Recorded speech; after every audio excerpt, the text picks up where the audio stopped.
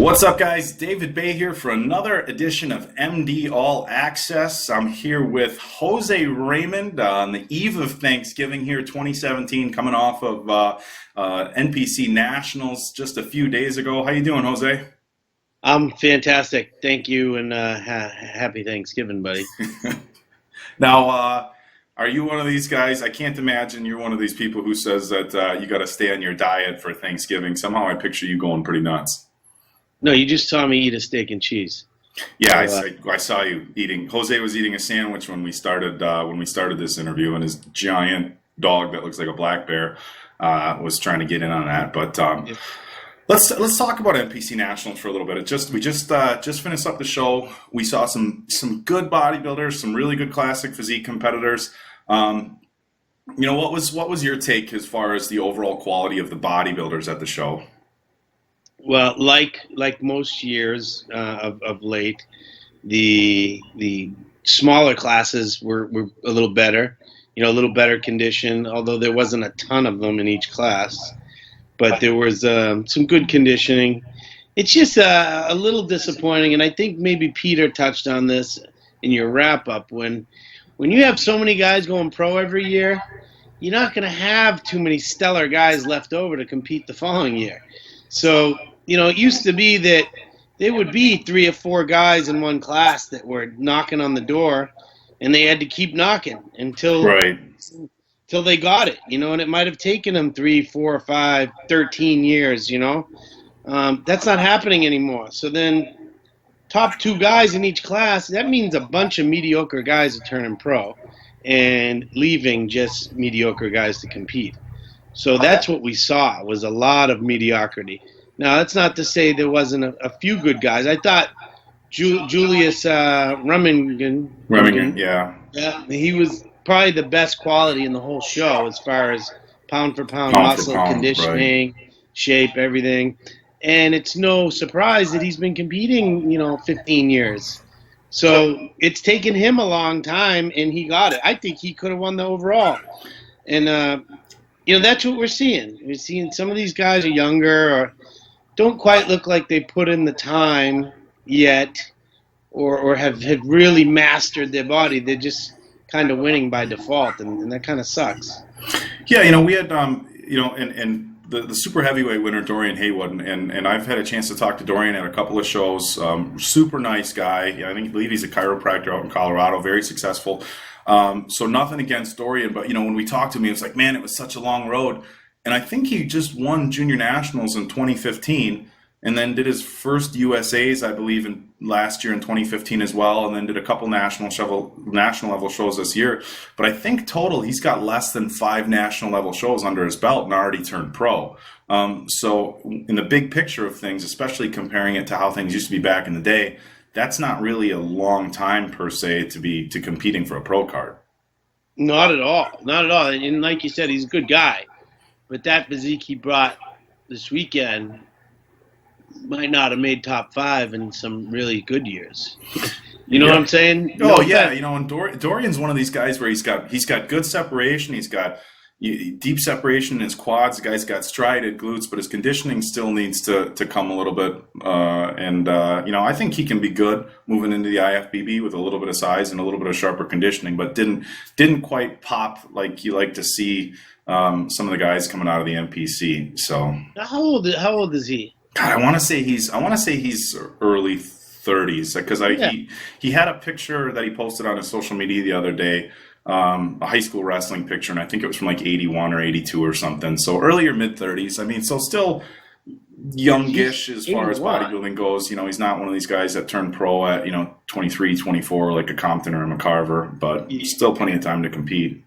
Yeah, that's good. I think that the heavyweight guy, it was only 212 or something. Sean Vasquez, he was hovering around that. I thought I had heard like 215 or 216, but he definitely wasn't pushing the top of the weight class.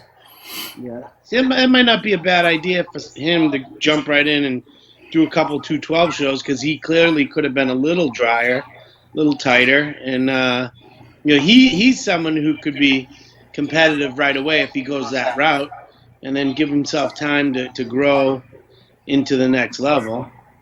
Now, you did something, Jose, that's pretty much completely unheard of nowadays, and that is you actually turned down a pro card not once, but a handful of times because you actually didn't think you were, ready to compete at the IFBB level. Tell us a little bit about that. Like, when you won and you said, "Hey, I'm not going to go pro." How many times you did that, and what your final decision was to finally accept that pro card? Well, the first time I actually won the pro card or the opportunity to get a pro card was 2001. That was a crazy show. That was the same show. Johnny Jackson won the overall. Okay. Branch Warren won the heavyweights. Art Atwood won the supers.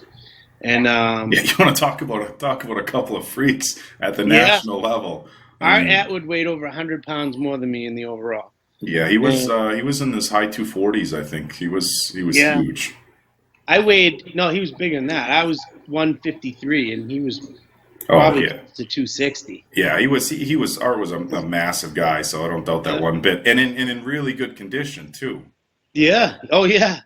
So that year was the year Ronnie Coleman and Jay were battling it out on the Olympia stage. We had no 202 or 210 or 212 back then. So it was just dumb. And I was only 25 years old. So it was like, what am I going to compete as a pro for? I wanted to compete against the best of my weight, give myself a fair fight. So I stayed. I just people think you win and you get this card handed to you. No, there's a little process you got to go through. You got to email them and send in your check. And I didn't feel like emailing them a card. So I just wanted to compete again. And ultimately back then, to be honest with you, my goal was to win the Team Universe and to win the World Championships.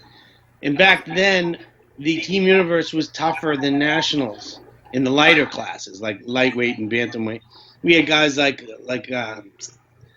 Chris Faldo, Derek Farnsworth, Tricky Jackson, Steve Holland. My class was stacked. It was nuts. So my goal wasn't to be a pro bodybuilder. I just wanted to be a world champion. I wanted the opportunity to go to the Worlds, and so then I came back and I won the lightweight USA, the lightweight nationals. I won the the welterweight USA, the welterweight Team Universe, and then the welterweight nationals. And they had nowhere for me to compete, so I went up one more class. I won the middleweight USAs. And then I won the middleweight nationals. That was in 2007. That year they started the 210 class.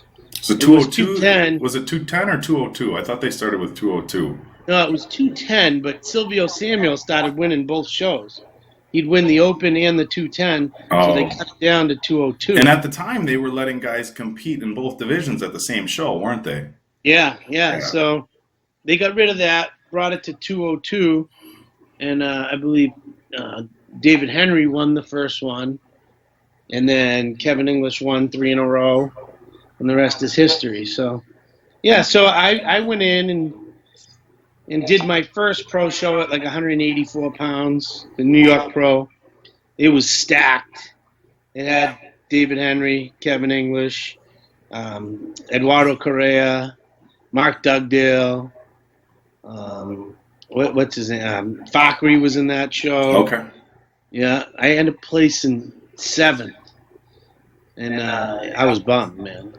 But I took my lumps like anyone would, and came back 3 shows later. I placed 2nd to flex at the Atlantic City, and I went to the Olympia, and I was 6th at the Olympia that year.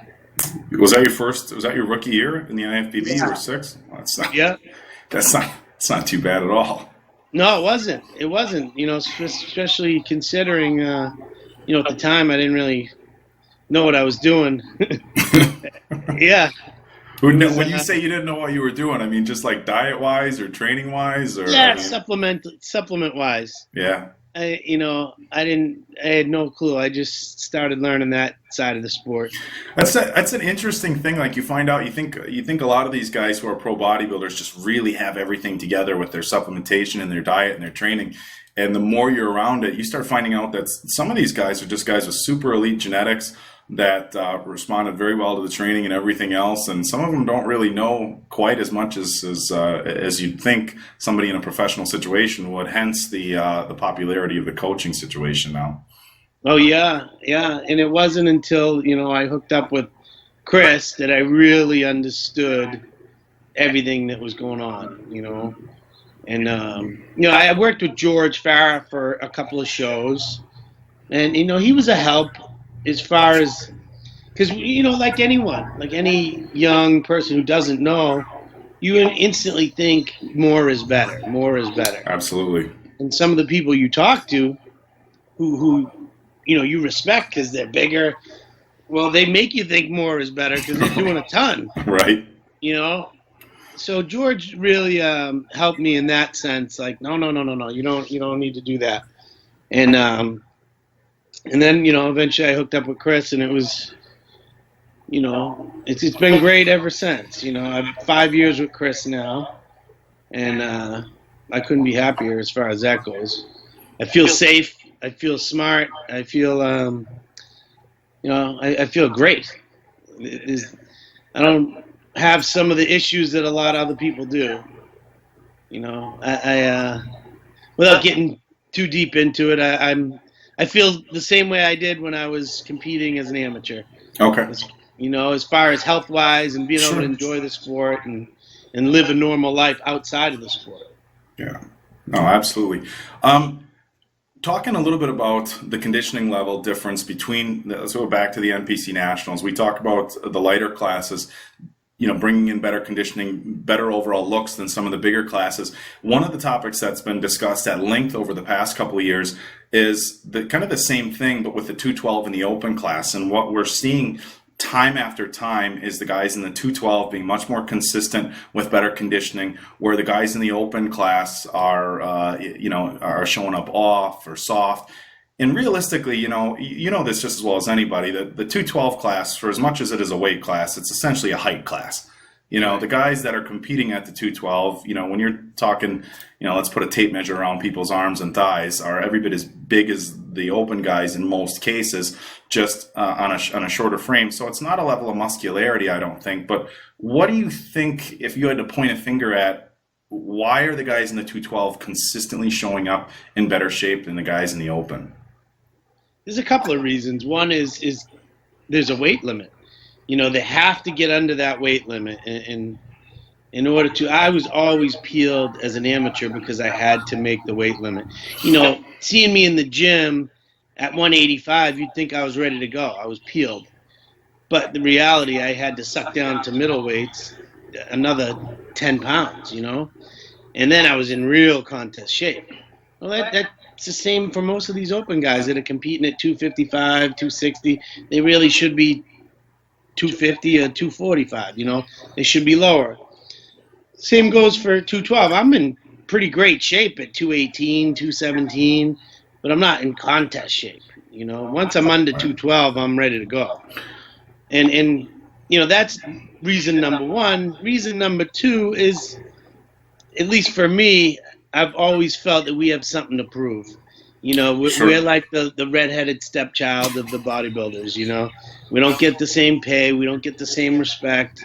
And that's slowly changed over the years because we've grown a following because of how crazy the competition is, Absolutely. And how good everyone's bringing the package, So I've personally taken it personal to get peeled and put on a good show. Me and Flex will talk leading up to a show, or me and David or Guy, and we all kind of motivate each other to bring our best, because we know we have to do that to bring a better show for the fans. We have to bring a better product to hopefully one day get paid close, if not equal, to the bigger guys, to the open guys. Now, back in the 70s, we saw two Mr. Olympias, but it was a height thing.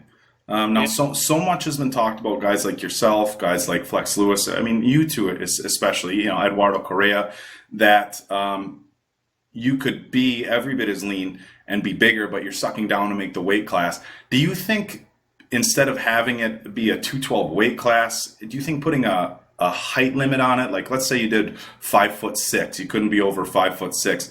Do you think that would allow guys like yourself and Flex and Eduardo to really come in with a little bit more impressive overall physiques while still leveling off the competition per se, for the shorter guys, I guess? I think it would definitely be helpful to guys like Eduardo and Flex. I'm one of the shortest guys, so it wouldn't help me because my best competition weight, the best physique for me is somewhere around 210, 209 Okay. even.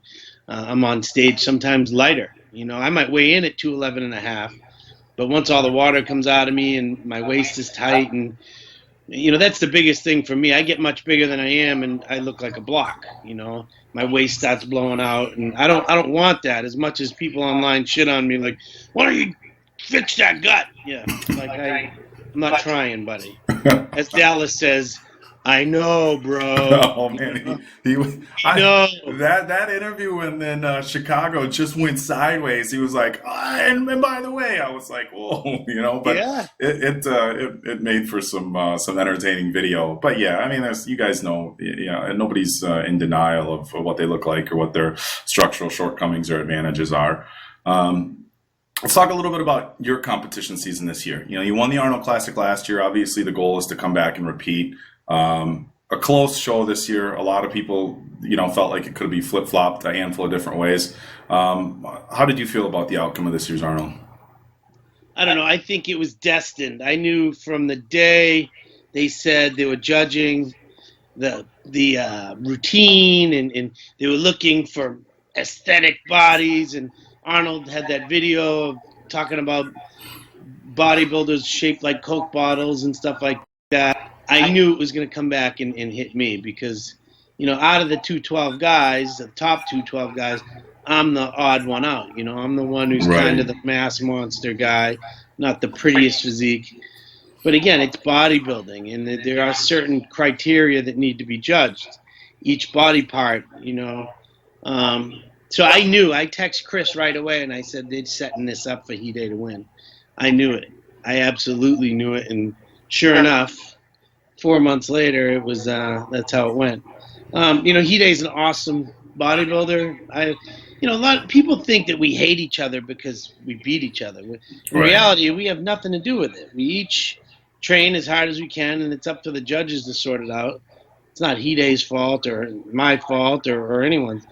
So I never mean disrespect to the other athletes when I'm critiquing what's going on, but I kind of knew that show was going to go that way. But at the same time, I wasn't as good as I was the year before. And I can always look back and say that. I was harder, tighter, drier the year before. I was having some knee issues running into the show. I had 40 cc's drained from my knee less than 2 weeks before the show. That's a lot. Yeah. So, there was things. Do I think I should have won or could have won? Yeah, absolutely. But I can also look back and say I was better the year before. So, even with me, my physique doesn't have any wiggle room. When I'm off, I can be beat by a lot of guys that I know I'm better than. When I'm 100%, there's only one guy that can beat me, And I know that. I honestly believe that. Aside from Flex Lewis, who do you think, and yourself, who do you think is the most dangerous guy in the 212 at their absolute best? Well, we haven't seen it, like David Henry used to be. Absolutely. He's crazy condition. He's got that skin quality like Phil Heath, and his upper body's pretty nuts. But I think if we're both 100%, I beat him because I have I'm more complete top to bottom. Right. He might destroy me upper body or edge me upper body. I'll absolutely smoke him from the waist down, and it's just different, Other than that, Flex is either the guy hasn't showed up yet, whoever it is out there that's going to beat Flex. I don't think it's Ashkenani. I really don't. I just don't think that person has arrived yet, whoever it is. There's actually one guy, honest to God, and I'm not saying it because he's my friend, but Ant Bales, if he ever Okay. came in 100%, he's built sort of like me. He's thick all over. He's actually a little thicker in certain areas.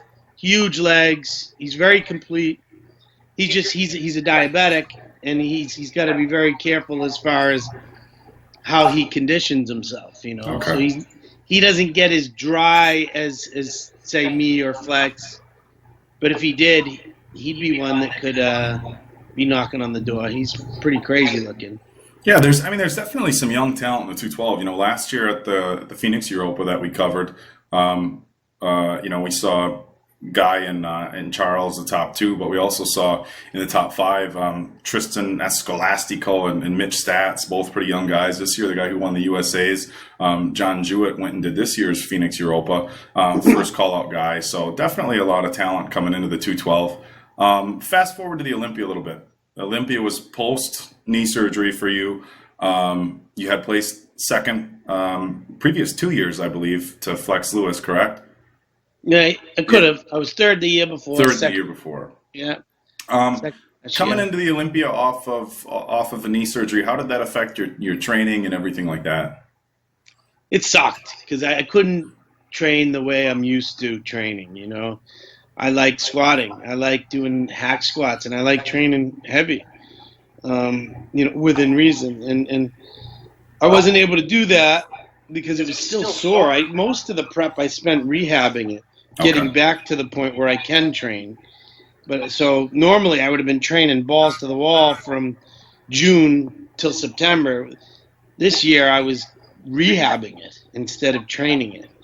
I also rushed the prep because I got married, went on a honeymoon, long honeymoon, and it is what it is. I promised myself and my wife I wouldn't let bodybuilding affect that experience for us. So I came home. I just set it in my mind. Whatever it takes, I'll work my ass off for 9-10 weeks and get ready for the Olympia. And I did. And, I was able to place third in the world. Yeah, that's not being, it's a funny thing talking with some of the pro bodybuilders after the show.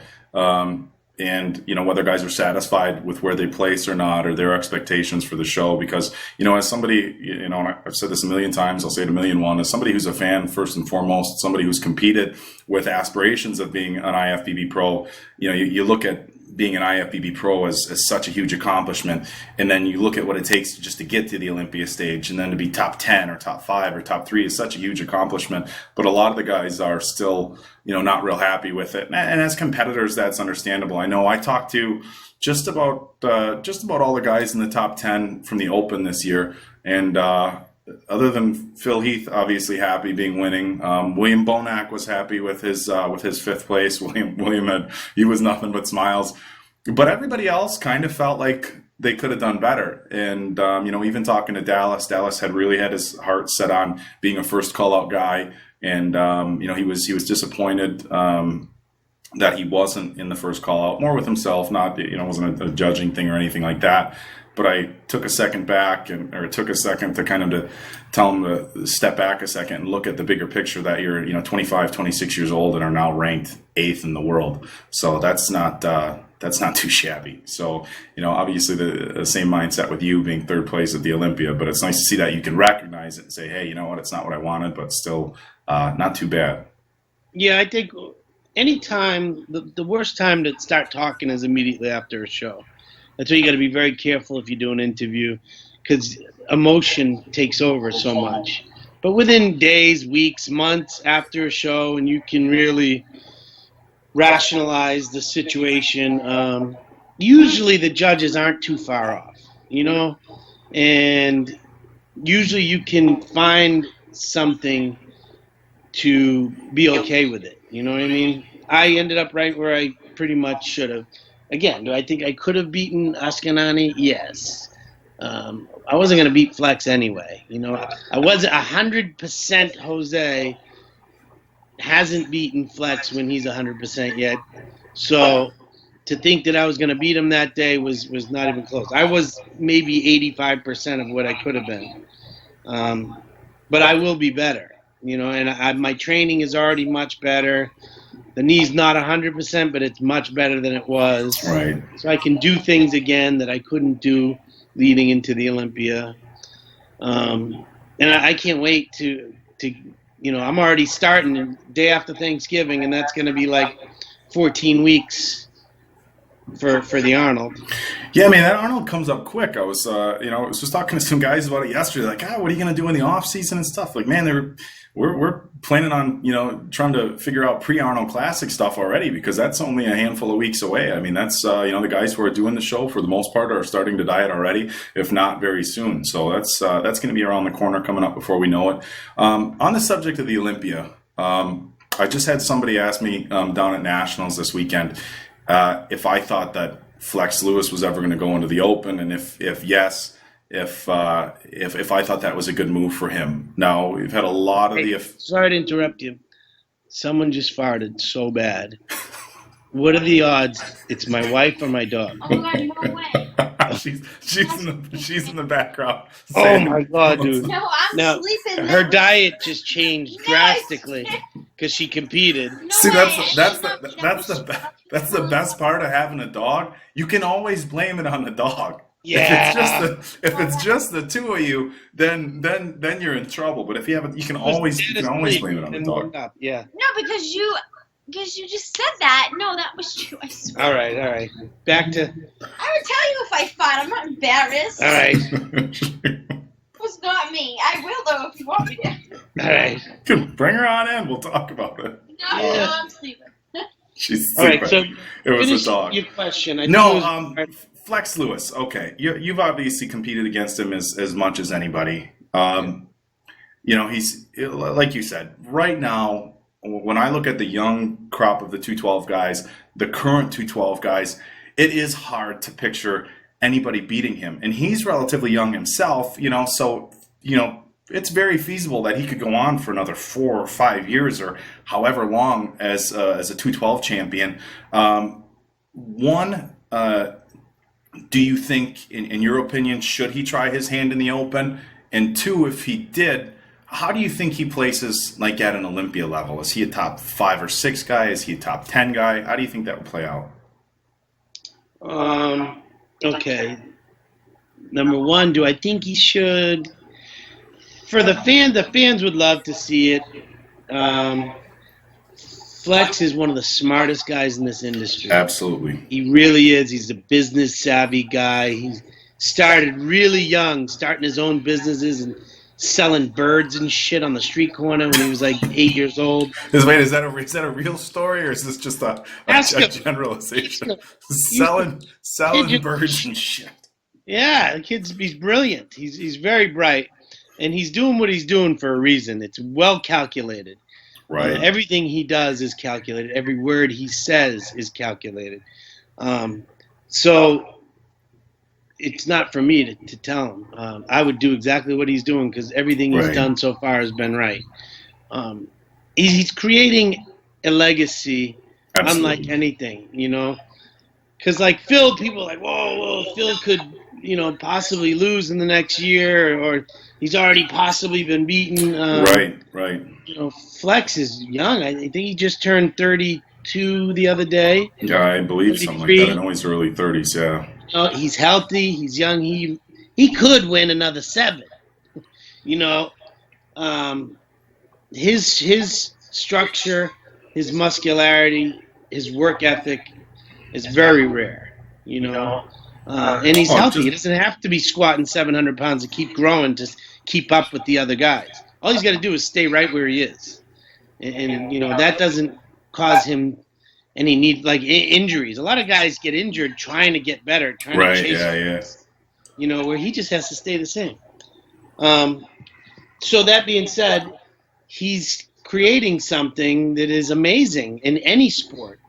On top of everything, he's just a really genuinely nice guy as well. I mean, it's not like the, there's a couple of the egos in the sports and stuff like that. From my experience, most of the guys have been pretty cool, but I think you'd be hard pressed to find somebody that's better with the fans and just more respectful and a better champion than Flex. Yeah, no, he was raised right, man. If you ever met his parents, you'll know why. They're just great people, and he's a great kid.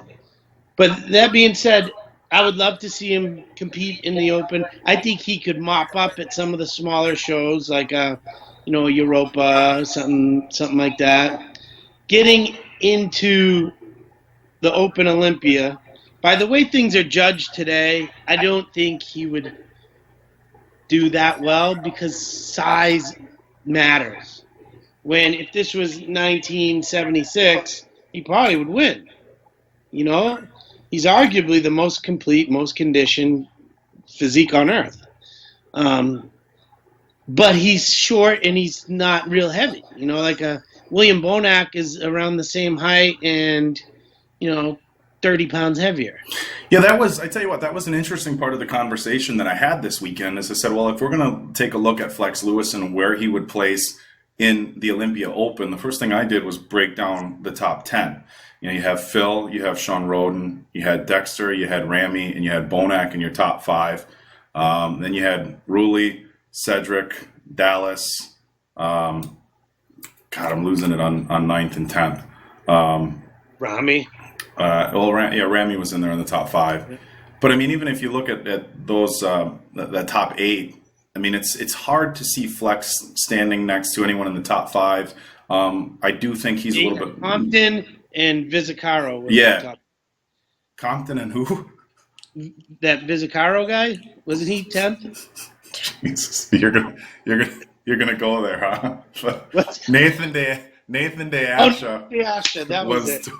Same thing, really. I mean, oh God. Vizcarro. Oh, Yeah. Phil. I think it was a post or something like that, right? I actually, Phil and I don't know if you saw it. Phil and I had it out pretty ugly last year.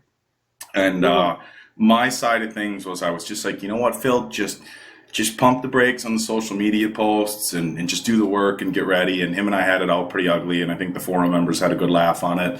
He really pulled back for his USA prep this year, got 3rd place, and I think he got a little bit ahead of himself. He definitely wasn't at his best at nationals. He knows that. But yeah, I think he went online trying to compare himself a little bit to Nathan. I don't know the ins and outs in it. I know he got blasted a little bit on the forums, but for in the big picture of things, for Phil being a good bodybuilder, a comparison to Nathan De Asha, bit of a stretch, but. Okay. He's got a good physique. I'll give him that. Yeah, he does. What? The interesting thing about Phil is he profiles real wide. He's got good back shots because he's wide. Even for a super heavyweight, he's wide. You turn him sideways, the front to back thickness isn't the same as some of the other guys in the super heavyweights. And he's one of these guys where he can't really afford to be off at all. I mean, when he showed up at the USA's, he was originally going to be a super heavyweight, and his goal was to win at the USA's as a super. And he knew that Rashid Oldiker showed up. And, everybody that in the supers was around, 230s or so. And Rashid weighed in at, I think, 278 or something like that. He was pushing 280. And so Phil dropped a couple extra pounds, got 3rd place at the USA's. Even, you can talk up and down years at the USA's, but 3rd place at the USA's regardless is good. I personally think Phil probably should have stayed as a heavyweight for nationals this year, because if you look at his conditioning, he probably had at least 7-8 pounds to lose, and I think he was in the mid 230s. So I think he could have definitely pulled down to heavyweight and done okay. But no, I do not think he would be top 10 at this year's Olympia. Okay, fair enough. But anyhow, what I was saying was, as far as a physique, I don't think anybody's going to argue that Flex Lewis's physique isn't more complete than Dallas McCarver's. I think as a bodybuilder, if we look at, muscularity, proportions and everything, I think Flex is more complete than Dallas. But at 6'2" and a mile wide, how are those two going to look standing next to each other? Yeah, it would be tough to even get a call out, unless a bunch of them were way off to really show his physique. it's hard, and that's why they developed it, because there were so many good small physiques, smaller, shorter, that are hard to compare. You know, when you look through the Right. lineup and you see Sean Roden's chest, Cedric's chest, all these guys 6 inches taller. You know, then you see the top of my head. It's hard to even compare that. So, Yeah, no, definitely difficult. As far as, when people start talking about the guys that are, sub 215, sub 210, obviously the first two names that come up are usually Sean Ray and Lee Priest. Obviously in the 70s you had some really good guys, Muhammad Makaway, Danny Padilla, Franco Colombo, some of those guys. But when we start talking about guys who did well in the open, that were smaller guys, Sean and Lee Priest keeps coming up. Where would you put Flex Lewis against a Sean Ray and a Lee Priest? Let's pretend those three are on stage next to each other. I think he could have beaten Lee in a lot of shots, in a lot of contests, because Lee competed a lot and Flex doesn't. Flex, you see him once or twice a year, pretty much 100%, and he's out. Where sometimes Lee would come in and compete, and whether it was contractual or whatever, and he would kind of be off. So yeah, definitely Flex could beat him in a lot of his showings, but it'd be tough. A full 100% Lee Priest. I just think the overall conditioning of Flex would beat him. And Flex is a little bit taller. Sean Ray, for as much of a putz as he can be, he got arguably the greatest physique ever. So I think that would be tough. I'm not supposed to laugh. God, I did that interview with Kevin Levrone, and he said some stuff that was completely, not something that we had talked about that he was going to talk about. Obviously, some talk about Sean. I giggled a little bit because it was completely unexpected for me, and I got a little bit of heat on the forums about, you got to be more professional. You can't laugh during your interviews, and so I'm like, I love Sean. He's been really good to me, but it's always interesting to hear the other guys' opinions and stuff like that. But I agree. I think it's going to be a long time before we see a smaller guy or a shorter guy that is complete as Sean. And the biggest thing for me is just the consistency he was able to bring. Now, granted, Sean was a lot like Flex Lewis, where he didn't compete very much at all, and that might have a lot to do with that. Even talking to Sean now, he's like, I did the Arnold earlier in my career, but after that, I did an Olympia, and then I was doing the business of bodybuilding, traveling and making appearances the rest of the year, giving my body breaks. So, smart. Yeah, I mean, he has no injuries. He's healthy today. He's got a family, and he's got everything he wants. Which is great. Did you catch the interview with Kevin where he challenged Sean Ray to, well, he called it a grudge match, but essentially a one-on-one bodybuilding competition next year? Did you happen to catch that one? I didn't see the whole show, but I watched half of it. I didn't get to the point where he was. Yeah, he's pretty. Those guys are guys that got along and competed against each other for a long time. Kevin took Sean's criticism pretty. He took it to heart. And if you talk to Sean's just like, I'm just calling it like I see it. There's no malice on Sean's end. But, yes, there is. Well, there he's was an instigator, dude. Well, he could have respectfully critiqued his opinion, but he kind of rubbed it in. He likes rubbing it in, and he was a little overly opinionated with Kevin. I don't blame Kevin for being a little agitated by him. And that's Flex's Sean Ray's niche, where he likes to just say, I was just stating the facts, while he's busting your balls at the same time. Yeah, I always say half the people love him and the other half hate him, and it always creates for an interesting dynamic having him as a media personality. It's kind of like I like to liken him to the Simon Cowell of the bodybuilding world. People want to say, like, screw you to Sean when he says critique things, but on the flip side of it, when he does say nice things, people are like, oh, thank you so much. So, but here's the bigger question. Okay. Now, we know Sean's been away from the Olympia stage for 15 years now. He trains on and off, but he's certainly not in the kind of shape Kevin is in. all things considered, if Sean decided to make a comeback and gave himself a year, Sean versus Kevin, 2017, both of them go 100% for 1 year. Who wins? Sean. Considering their age considered. This isn't Sean's a little younger. Sean's healthier. Never had a single injury to think of. You know, no knee problems, no pec tears, no shoulder issues. You know, so he would come back healthier. One, because he'd be able to train a lot like he used to, and he's, you know, a few years younger.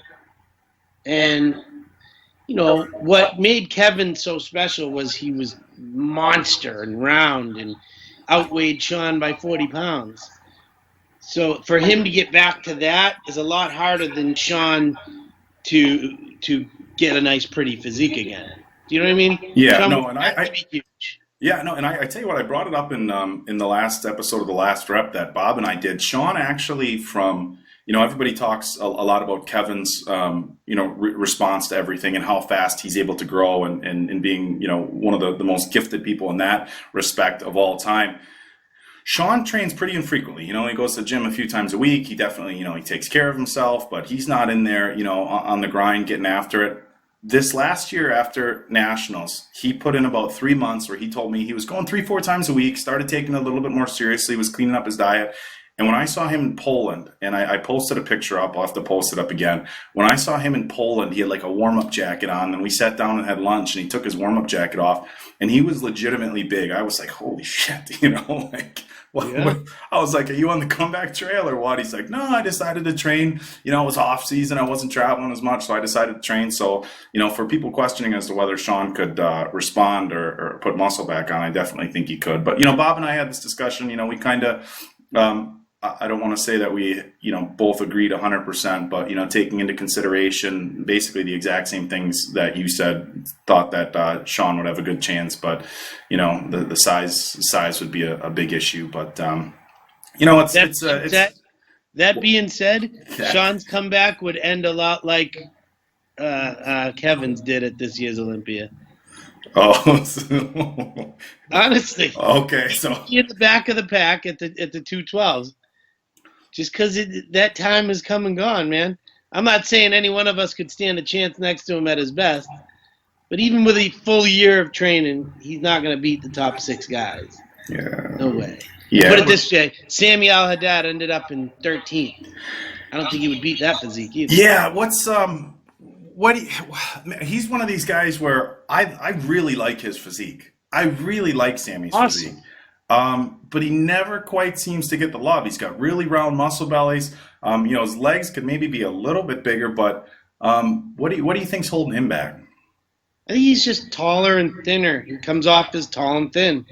Next to, you know, Sammy's got to be close to 5'8", you know, which looks like 6 feet on stage. On stage, right? Yeah. You know, he's got everything. He's got crazy midsection abs, full strided pecs. He's super wide in the lineup. Huge arms, but the legs are his legs and his back, his entire backside. Do you know what I mean? Yeah. So it's like he's missing 3/4 of a body when you put him next to someone thicker, shorter. It's more compete. Do you know what I mean? Yeah, no, absolutely. He's mostly like beach muscles. He's got nice calf delts. Those are pretty good beach muscles. Yeah, but I mean, you know, there's so much more judged. Lats, glutes, hamstrings, calves, that whole thing. And that's where, you know, I think he easily could have placed better. Right. I love his physique. Yeah, I do too. I think he's got a great physique. I think he's definitely too big to drop down to classic physique, I would think, isn't he? Weight-wise, yeah. Yeah, he'd have to sacrifice quite a bit of muscle, I think. But it's classic physique. Let's talk about that for a quick minute before we get to your plans for next year and wrap things up. Some of the classic physique guys at this year's Nationals, and we're starting to see it on an IFBB level, are looking as good as some of the bodybuilders. I mean, what did you think about the crop of classic physique guys at the Nationals this year? I thought they were good. I thought overall their condition was better than the bodybuilders.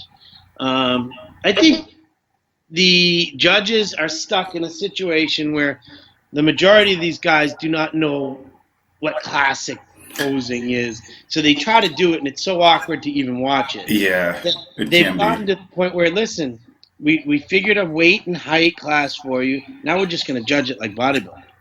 And that's what they're doing. Because you have some guys, man, that, like the guy that won the tall class looked like he could have won the heavyweight bodybuilding. Yeah. He was nuts. So I thought they were great. I thought, as long as they make the weight, they're going to get judged just like a bodybuilding show.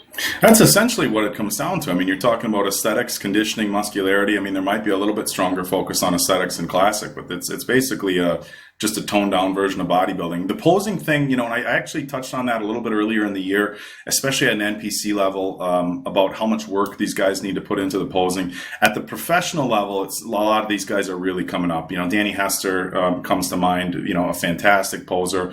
I think most of the guys at the Olympia this year I saw do very good classical routines, hitting shots that were reminiscent of guys from the 70s and 80s. But yeah, guys, if you're doing an NPC classic level or classic show, you gotta put in the work for classic posing. And the one thing I like to stress is when you're hitting a front double bicep, just going like this and opening up your hand, that doesn't make it a classic pose. And you see so many guys do that. They're like this, and then they pop open the hand. It's like, no, the hips got to be there. You got to twist the waist a little bit. You got to be offset. You got to. It's really really head to toe posing when you're talking about classic physique. Everything has to be perfectly in line, and it's not just an issue of offsetting your arms or popping open a hand or whatever. So, and the other thing is, your opinion on this. They do the classic physique pose of your choice, and nothing bothers me more than when they do that and guys hit ground poses. I'm like, why would you, when everybody else is standing and you get these guys, classic physique pose of your choice, and these guys do ground poses. It drives me nuts.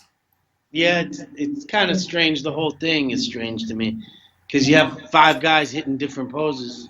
How do you even judge that? Yeah, let's show off their strength. But I do know, I talked to Bob a little bit. I do know that they were going to discuss a handful of things with the classic physique division. Obviously, they bumped up the weight a little bit, which is going to allow for growth in the IFBB. I heard there was going to be discussions of trimming the shorts up a little bit so they were more reminiscent of 60s or 70s posing trunks, so you could see a little bit more quad flare, and maybe adding in a pose or two. So it'll be interesting to see, but. Moving forward into 2017, I think you're going to have a really good crop of pro classic physique competitors. I think it'll be interesting to see how that plays out. I'd like to see Danny win again, but who's ever the best? I guess at the end of the day, that's who I want to see win. But speaking of 2017, obviously you said you're in prep for the Arnold. Is it going to be another Arnold and Olympia year? Or do you have anything else on your radar? I haven't fully decided yet. I'm with BPI, and they have a lot of plans for me, so I kind of have to be available to them. Sure. But, I love to compete, and part of me is like, I want to go out and beat everyone. So especially this year, only the top 3 point scorers make it to the Olympia. Yeah, they shaved that down, yeah. Yeah, so if I go down and do every show, I can shave down the competitors.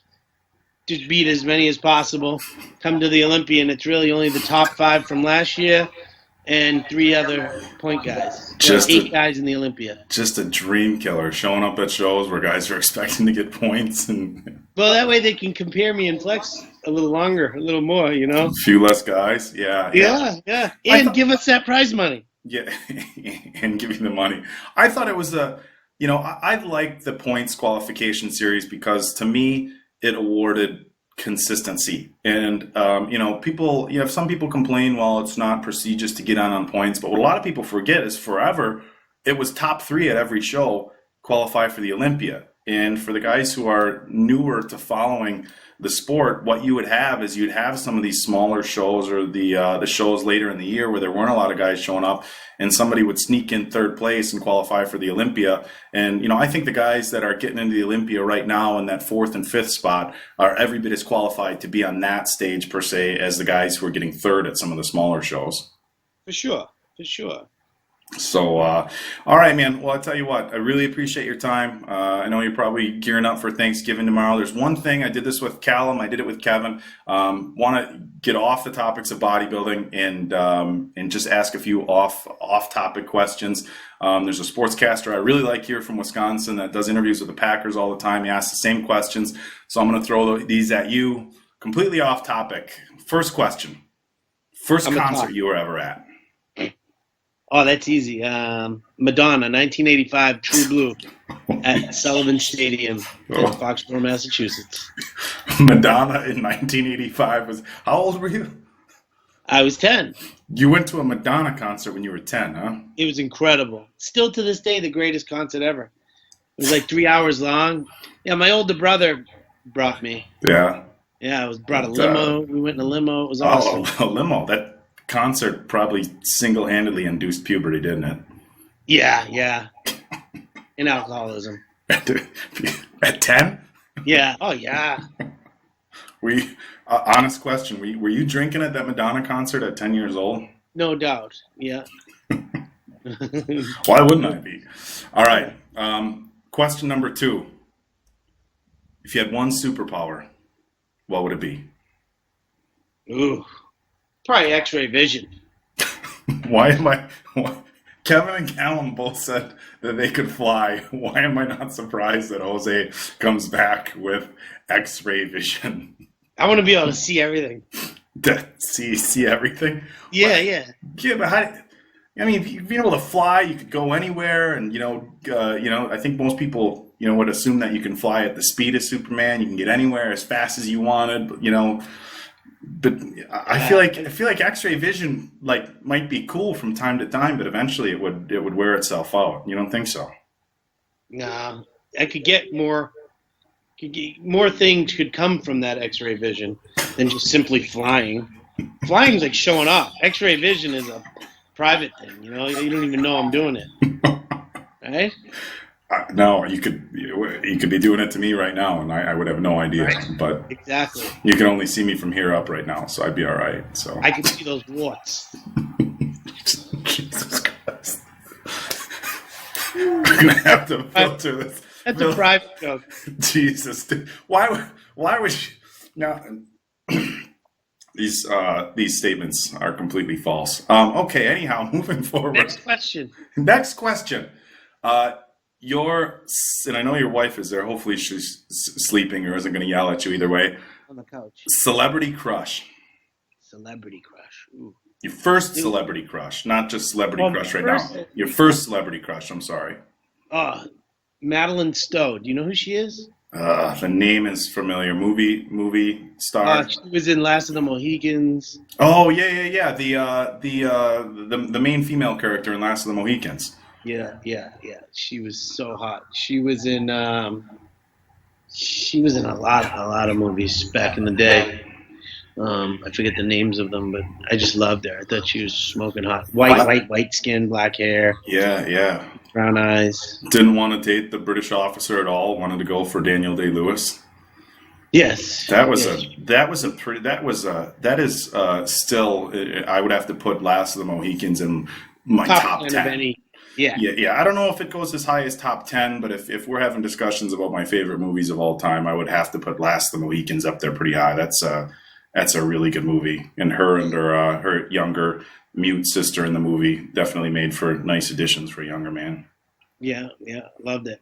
Yeah, that was too bad about the sister going off the cliff at the end, though. That wasn't good. She's in another movie called Revenge. If you ever seen that, I don't think I've seen Revenge. I have to look that up. All right, last question. Yeah. Your favorite person to follow on social media? Yeah, other than my wife, on social media. I don't follow Joey Swell, I don't think. It depends. Like I have fun looking at the Phil Viz stuff on Facebook. So you're not your favorite person to follow once. Callum said The Rock. Kevin Levrone says he just likes turning around and following his fans because he finds it interesting to see what's going on. The people who want to know what's going on with him. And your favorite person is Phil, huh? It's strictly entertainment purposes, social media for me. I don't take it seriously. So when I see some of the stuff written and then the thread goes on for 300 comments, it is hilarious, you know? Like that kid, Matt Berzicote, is that his name? Matt Berzicott had a pretty interesting post. Yeah, I saw That was that. hilarious. It was hilarious how it, and then Phil was like, have fun being blocked. He was like, it was funny as hell. Like people, he's dead serious about it. Yeah, Anyone tells me what to do, dude, maybe that's your problem. You need to take a little true advice. Someone tells you to drop down a weight class, you should try it. You know, he obviously had better results in the heavyweight class than the supers. Yeah, I think when he got third at nationals a few years ago too, and I think he was. I want to say he was a heavyweight when he got third at nationals as well. So he's kind of short too for a super. He is, and height becomes an issue when you talk, especially this year. I mean, you had Dorian wasn't that tall, but Sirad Williams, the guy who got third, Joe Mackey, the guy who got second. Those guys Sirad Williams could be really good. Yeah, he reminds me of that Henry Pierre guy. Yeah, Sirad's got some crazy structure. When I saw him at Junior Nationals this year, I had no idea who he was. And, at Junior Nationals and some of the national level shows when we're doing interviews and stuff, sometimes I'll just hang out at check-ins, during weigh-ins and stuff. And that's basically what happened with Sirad. I was in the hallway, and he came walking by in a tank top. I'm like, oh, God, I got to interview this guy. He looks good. He ended up winning. But he's got to bring his legs up a little bit and be a little bit sharper. Yeah. But, yeah, he's just a massive frame, too. Yeah, he'll be good. Yeah, so, all right, man. Well, I appreciate your time. Appreciate you stopping by, all your opinions. I'm sure the guys will get a kick out of it on the forums. Guys, the responses on the forums, let's try to, I know where people are going to have some fun with some of these. Let's try to keep it keep it classy. Let's try to keep, how about moderately civil? That's we'll use that term. I don't know, classy, but moderately civil. But covered a lot of good shit here, so yeah, we're doing a lot. So I don't know, Jose, man. I know I'll see you at the Arnold next year. I'm not sure if I'll run into you before then. I'm sure I'll talk to you. We'll talk. You're always sending me those weird pictures in my text messages and stuff like that. So, hopefully your wife doesn't mind too much. Nah, she's all for it. Okay. She's funny. Okay, good. But if we don't catch up again before the Arnold, I'd love to do another interview, or a couple more leading into the Arnold. So hopefully we can get that lined up. But if we don't talk to you on muscular development before the Arnold, best of luck in your next 14 weeks of prep. But once again, thanks for your time, man. We're gonna let you get going. All right. All right, buddy. Thank you, Dave. All right, guys. That's going to do it for another episode of MD All Access. Again, thank you to Jose Raymond. Make sure you guys jump in on the forums. Agree with Jose, disagree. Let's see what you guys got to say. But that's going to do it for us. We are out.